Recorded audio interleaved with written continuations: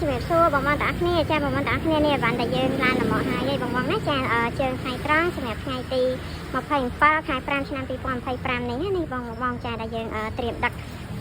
យកទៅដាក់វេនឡានផ្សាយជូនបងប្អូនដែលពោតាមខេត្តចាដែលមានប្រភេទម៉ាស៊ីនបាញ់ថ្នាំចាមកអង្គរ៉ាចាហើយក៏មានប្រភេទម៉ាស៊ីនកាត់ស្មៅដែរបងប្អូនណាចានេះម៉ាស៊ីនកាត់ស្មៅសម្រាប់ម៉ាស៊ីនកាត់ស្មៅនេះដែរវែងបងឃើញវែងនេះចាជាប្រភេទដងហើយក្នុងមួយកែងហ្នឹងគឺមាន4ដងចាហើយសម្រាប់តួម៉ាស៊ីនកាត់ស្មៅវិញមួយកែងមានតួម៉ាស៊ីន4ដូចគ្នាបងប្អូនណាចាអញ្ចឹងគឺយើងមានតួម៉ាស៊ីនផ្សេងដងផ្សេងចាហើយក្នុងហ្នឹងដែរក៏មានក្បាលបាញ់ថ្នាំចានេះបងបងចាក្បាលបាញ់ថ្នាំមកអង្គរ៉ាណាបងបងចាតែជាប្រភេទក្បាលបាញ់ថ្នាំល្អធន់រឹងមាំប្រើប្រាស់បានយូរអង្វែងចាបងបងហើយក្នុងហ្នឹងដែរក៏មាន